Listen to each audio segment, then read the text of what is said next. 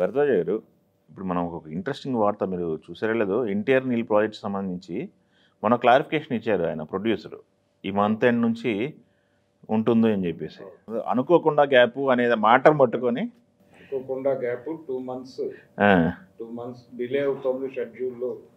అయితే ఇక్కడ ఇంకోటి డిస్కషన్ ఏంటంటే, కథ మారుస్తున్నారు, లేకపోతే ఇప్పటివరకు వచ్చిన అవుట్పుట్ మీద ఎన్టీఆర్ హ్యాపీగా లేడు అనేది సర్క్యులేట్ అవుతుంది.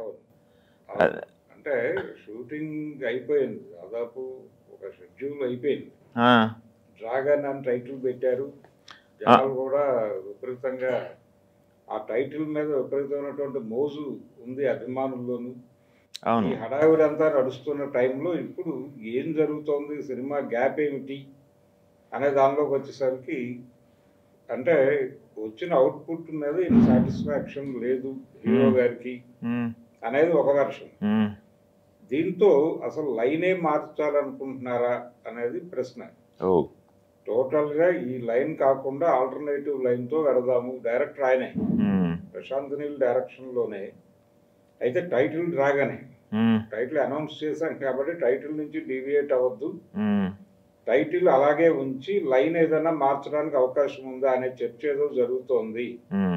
లైన్ మార్చిన తర్వాత కొత్త స్క్రిప్ట్ తో వెడతారు అనేది వినిపిస్తున్నటువంటి మాట. ఇది జరగచ్చు. అంటే ఎన్టీఆర్ కెరియర్ లో ఇలాంటివి జరిగిన పరిస్థితులు చూసాం మనం గతంలో. అంటే సింహాద్రి అనే సినిమా ఎంత సెన్సేషనల్ హిట్ మనకు తెలుసు. అయితే ఆ సినిమాకి మొదట అనుకున్నటువంటి డైరెక్టర్ రాజమౌళి కాదు. ఆ ప్రాజెక్ట్ కి మొదట పవన్ శ్రీధర్ అనే ఒక అతన్ని తీసుకున్నారు. తీసుకుని అతనితో సినిమా మొదలుపెట్టి కొంత షూట్ అయిపోయింది, ఒక 2 పాటలు కూడా షూట్ చేశారు. అయిపోయిన తర్వాత సడన్ గా ఇదే పరిస్థితి, ఆగింది, షూటింగ్ ఆగింది. ఎక్కడో డిస్కనెక్ట్ అవుతున్నాను నేను ఈ స్క్రిప్ట్ తో అని చెప్పి ఆయన అన్నాడు. ఆగింది. అక్కడి నుంచి ఇది కాదు అని చెప్పి కథని మార్చారు, డైరెక్టర్ని మార్చారు. ఫైనల్ గా రాజమౌళి వచ్చాడు. మళ్ళీ విజేంద్ర ప్రసాద్ గారు ఎంట్రీ ఇచ్చిన తర్వాత స్క్రిప్ట్ టోటల్ గా మారిపోయింది. సింహాద్రి అనే టైటిల్ తో సినిమా రిలీజ్ అయ్యి అది బ్లాక్ బస్టర్ అయింది. ఆ తర్వాత ఆ డైరెక్టర్ గారు ఏమైపోయారో తెలియదు. కాబట్టి స్క్రిప్ట్ విషయంలో అంటే మొదట లైన్ కన్విన్సింగ్ గా అనిపించి ఉండొచ్చు, సెట్స్ మీదకి వెళ్ళిన తర్వాత వచ్చిన అవుట్పుట్ చూసిన తర్వాత ఇదంత ఎఫెక్టివ్ గా లేదు అని కూడా అనిపించి ఉండొచ్చు. ఇదే కథని ఇంకొంచెం ఎఫెక్టివ్ గా ఎలా చెప్పాలి అనే దాని మీద డిస్కషన్ జరిగిందా, లేకపోతే లైనే మారుస్తున్నారా? అసలు ఇది మామూలుగా అసలు నిజమా గాసిప్ అర్థం కావట్లేదు. లేకపోతే ఆయన ఆహార్యం మొత్తం మారిపోయింది, లేకపోతే ఇంకొక ఏమన్నా వేరియేషన్ కోసం గ్యాప్ తీసుకున్నారా అనేది అర్థం కావట్లేదు కదా. సినిమా కోసం చాలా తగ్గాడు. అవును, చాలా తగ్గాడు. ఏమిటిది గెటప్ రివీల్ అయిపోతుంది అని కూడా చాలా మంది మాట్లాడారు ఆయన బయట ఈవెంట్స్ లో కనిపిస్తుంటే.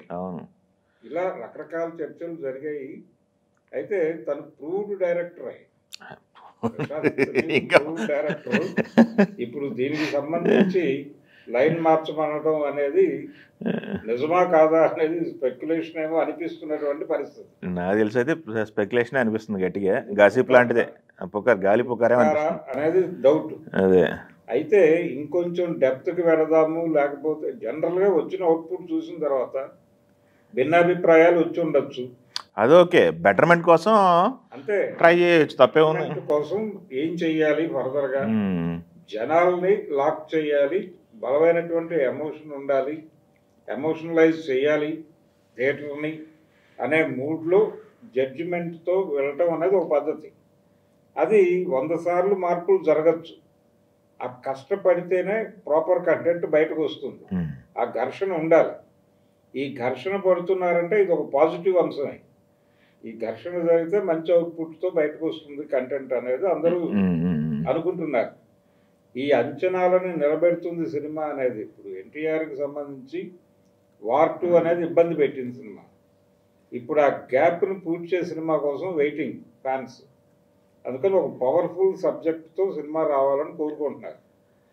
ఇప్పుడు ఈ కసరత్తు జరుగుతోంది అనేది పాజిటివ్ న్యూస్. కాకపోతే ఈ గందరగోళం అంటే అసలు టోటల్ లైనే మారిపోతుంది అని రాయటం కొంచెం ఎక్స్ట్రీమిజంగా కనిపిస్తుంది. కొంచెం ఎక్కువ ఆలోచిస్తున్నారేమో. ఆ పరిస్థితి ఉండకపోవచ్చు. మహా అయితే అనుకున్న డేట్ ఏమైనా మారొచ్చేమో. డేట్లు మారటం అనేది వేరు. డేట్లు మారటం, షెడ్యూల్ పెరగటం, అనుకున్న షెడ్యూల్‌లో షూట్ కాకపోవడం ఇవన్నీ కామనే. కానీ అనుకున్న కథని ఇంకొంచెం ఎఫెక్టివ్‌గా తీయటానికి కసరత్తు జరుగుతోంది అనేది పాజిటివ్ అంశమే. ఓకే. కానీ అసలు కథే మారిపోతోంది, లైన్ మార్చేస్తున్నారు, ఇవన్నీ పుకార్లు పుట్టిస్తున్నారు. ఎవరు పుట్టిస్తున్నారు దీని అనేది వెనకాల పుకార్లే. అంటే ఒక నిజాన్ని ఆధారం చేసుకొని 100 పుకార్లు పుట్టించొచ్చు. అలాంటి కార్యక్రమం ఏదైనా జరుగుతోందా అనే డౌట్. ఓకే. ఈ లైన్ తేడా అవుతోంది అన్న దగ్గర.